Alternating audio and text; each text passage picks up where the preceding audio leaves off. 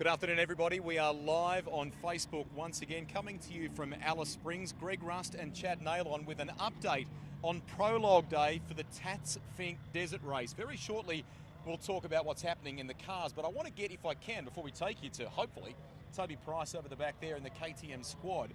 We've got some action that's underway with the bikes at the moment, and you can appreciate for the teams, this is a big logistics exercise, Chad. So quickly, we'll spin around and just see that plain white shipping container set up there. That is David Schwartz's Husqvarna Desert Race Team, and they have dismantled their very impressive setup here in an hour, and they're now ready to relocate to Fink, and both of their guys are 1 and 3 right now. How cool is that? What a great start for this team this weekend, Rusty. A lot of the car teams have already gone back into Alice Springs to start their servicing. It was a huge 8-kilometre run for both the cars and the bikes, but we're still getting through about half of the field of bikes right now. What we can update you on is the latest from the four-wheel news, and there has been quite a bit of news. Shannon Wrench is the fast man, but one of the favourites, you could say, Jack Rhodes, has had a really tough start to his weekend. Hooked a berm pretty hard, tipped over his pro buggy. They are going to get back out there for tomorrow. The thing is fixable, but they've asked to be seeded into the field. That's the big breaking news here from Alice Springs. We saw at the conclusion of the St George race, you guys ran some wonderful footage at the end. We know how fast Shannon Wrench's car is, and clearly well suited here at Fink. Great start by him. Yeah, so the pro buggies were afforded another opportunity to run off the back of being slightly held up with Jack Rhodes. So he did go to number 1. The Shannon Wrench crew are absolutely on their game. They'll be the first car out of Alice Springs tomorrow, but amazingly, right on his tail, Bo Robinson. So 1 and 2 from last year. We'll leave 1 and 2 this year. It is absolutely on between the buggies and the trucks again. And we've had big crowds here and beautiful warm conditions, mid-20s.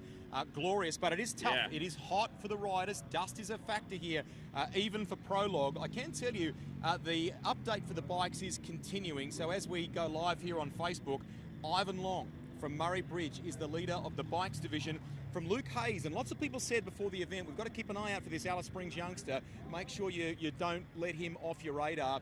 And running in the top 3, Sam Davey. I've got to point out too that Sam was quite emotional. Understandably, we had a very moving tribute here for Damon Stokey, and he was really touched by that. And for Ivan as well, to sit there through the minute silence for a good friend of his and then wait for the lights to go out so he could start his lap and then crush the lap and go to the top of the order. For Ivan Long, a very popular rider, one of the cult figures here in Central Australia. That's a huge effort. Okay, so just to recap of the top 3, Ivan Long on top in the bikes at the moment from Luke Hayes and Sam Davey. Kent Collins, who was top 4, I think, last year, is running in the top 5 right now. Nathan Trigg is 4th. Why don't we venture over to the orange squad, because there is a big name there. This guy hasn't been on the bike yet, but he has been in the car so far, and I've got good news for all the Toby Price fans. He managed to bring his trophy truck home in P4 out there earlier today, and that is huge news. Everyone was saying that it was going to be about the buggies this morning. We got 3 trucks inside the top 5 spots, so that's a huge, huge coup for Toby Price this early on in that Iron Man challenge. In case you haven't gathered, he's a fan. He's a race fan with that hat. So why don't we play race fan here and kind of hover at the edge and see if we can get hold of one Toby Price. Oh, good afternoon, sir. How are you going? How are you? Greg Rust, Chad Nailon. We're live on. We're live on Facebook. Beard game is strong with this one, isn't it? That's it. It's going to keep me warm down there, but we've got some hot weather here for Fink this weekend, so I've gone the wrong direction. We sure do. Chad just updated the car side of things. Great start of the weekend. You've ticked 1 box to be inside the top 5 on 4 wheels. You've got to be pretty happy with that start. Yeah, for sure. Definitely, it's always better to be at the front, but yeah, to be inside that top 5, we've ticked that box. We kept the truck on 4 wheels, and everything's straight and narrow, and now we're going to get ready for day 1, and then we've got to get on this 2-wheel thing now. There's been so much chat about the testing on 2 wheels, but are you feeling more comfortable on 4 wheels compared to last year? Yeah, definitely. Compared to last year, we're definitely more comfortable on 4 wheels, but 2 wheels is where I'm at home, and it's where I enjoy the most. So it's, yeah, exciting times, and it's been 2 years since I've raced out here on the bike, so it's exciting. I'm pumped and can't wait to get out there. I know you said yesterday that the bikes, if you were to try and allocate a percentage, I mean, the car's still hugely part of your heart and important, but the key focus is obviously the 2 wheels in many respects. Ivan Long just said to me a moment ago, flat out, held it wide open. I mean, he wants clearly a good result here in this prologue to avoid the dust. Is that how you're going to play it too? For sure, 100%. It's all we have to give it all here in this prologue lap. So you nearly have to try and give it more than what you do actually down the track. So you really want to be at that pointy end of the field to try and get that good dust-free, clean run and go from there. But yeah, you still need to start with another guy on the line with you tomorrow afternoon and or tomorrow morning. And yeah, we just need to make sure we get it sorted. This guy, just so you know, spent from about 5:30 last night until 9 o'clock autographing, did not stop. He's just the same guy we've known for so many, many years now. But the fans, the turnout this year has been quite remarkable, hasn't it? It has. It's it. We had a Thursday night night market stall street party, and I thought it would have quietened the Friday night down for us. But like I say, we sat here from 5:30 till probably 9 o'clock at night, or probably 9:30 at night.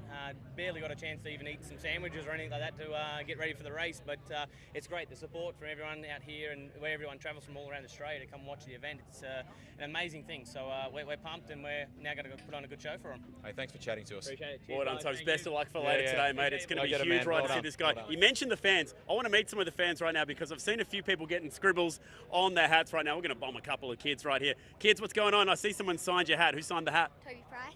Now, why have you come down to stare at Toby's bike today? Are you a big Toby Price fan? What's the latest? Well, I'm down here because my brother wants his signature. You beat him to it. Yeah, and yeah, we're a big fan of Toby Price. And my dad's doing Fink this year, so we're also down here for that. Ah, can you tell us who your dad is? What number bike is he on? 713. All right, cool. What's his name? Travis Middleton. All right, we'll have to keep an eye out for him. This is good stuff. See, Rusty, this is what it's about. So many Toby Price fans here this weekend. Absolutely, and for the bike teams, this is a huge mission. So they've got to be able to turn things around really quickly, reset at Fink, and make sure that they're comfortably camping. So they've got some real practical stuff here. It's not the same as a Supercars B double, and it just can't be, Chad. They've got to have the right gear in all the right places so that that life on the road, because they head down to Fink and then come back again with all the necessary spares, is good to go. All right, let's go for a bit of a walk along this pit area because we've covered off two wheels. We've talked about how successful that's been. Just on that, the top five for the cars so far, as we mentioned, Shannon Wrench, BF Goodrich racer, he's on top. It's a second BF Goodrich racer in second in Bo Robinson. Greg Gartner, former winner. Evergreen Greg Gartner, strong once again this year. He sits in P3. Toby Price, like we mentioned, another truck, P4. And then it's Josh Howes, a bit of a surprise there. The Sydney crew, you saw them running at St George in the opening round of the championship. They came up a little bit short there. But for Josh to be top five, and essentially the second buggy, that's a huge coup for those guys too. Great thing, and it just sort of underscores what you've been talking about, the importance of Prologue. They're going hard here, and it's a joy to watch them. Another great headline is right behind us at the moment. I want to say a big shout out, if we can, to Shane Jacobson, who unfortunately is injured. He's hurt his foot. He's been a bit of an ambassador for this program, hasn't he? So if you're watching, we wish you a speedy recovery. He can't be here to support the team, but this is the quietest and technically one of the most fascinating entries of this event. This is the most technologically advanced four-wheel vehicle to ever take on not just the Fink Desert Race, but you could probably say the same about the Dakar as well. It's completed the Dakar 3 times.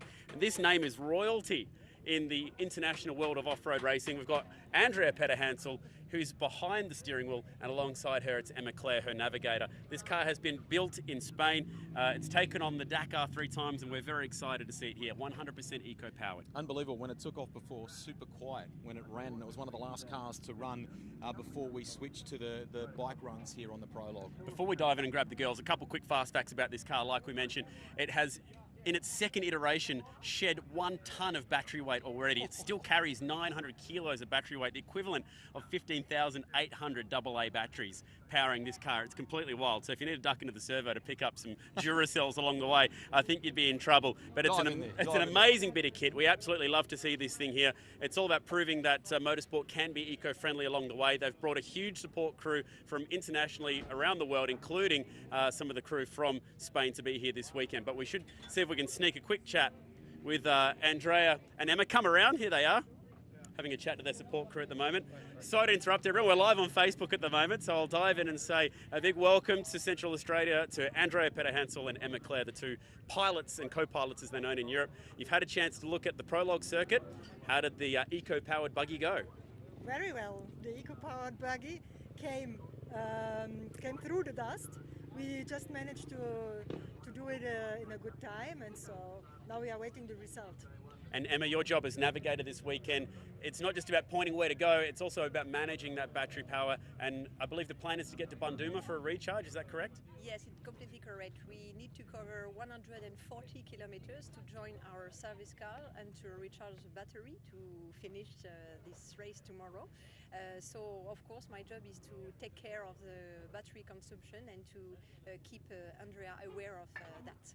So good to have such an international flavour here this week. Super cool. Best of luck, ladies, for the weekend. Go It's well, so cool go to see well. it here. So how many storylines do you like in one weekend, Greg? Plenty. There's so much to go about. And like we heard here, one recharge to get 226 kilometres of desert running for an all eco-powered car is pretty impressive. Amazing. And, you know, out there at the moment, we've got females trying to contest and run for the fastest female award on 2 wheels. We've just spoken before with Todd Hazelwood's dad. Todd, if you're not aware, he competes in the Super 2, or sorry, in the main game in Supercars nowadays, and is the reigning Super 2 champion. He's here in another role, supporting his dad, who's having a crack at Fink in the latter years of life. I reckon that's awesome. It's amazing. He hasn't ridden a motorcycle competitively since the mid-90s as a bucket list, as it so is for so many people. The Mayor of Alice Springs told me yesterday that over 50% of the motorcycle competitors here this year are rookies. Mega. That's over 300 motorcycle riders who have never done this event before, who thought, I've got to do it. I've just got to get out there and tick that bucket list item. And there are some that have the potential to be top 20, top 10. Callum Norton, who rides for Honda, comes in exceptionally well credentialed. He gets to draw on the experience, the likes of a Jacob Smith. Got a very good bike there. He's a guy, they say, built a lot like Toby Price. Man handles the machine in a similar fashion. He's one to watch this weekend. All right, so we're all set. We're ready to go. We're still finishing off the last bikes. Toby Price has not prologued yet on 2 wheels. He has on 4 wheels. He sits P4. Can he do the Ironman? You'll have to tune in and keep an eye on all the action. Remember, finkdesertrace.com.au and also their Facebook live streams are the place to catch all the action, as well as the BF Goodrich Australian Off-Road Championship Facebook page. We'll catch you hopefully later today and even tomorrow for more action from here, the 2018 Tats Fink Desert Race.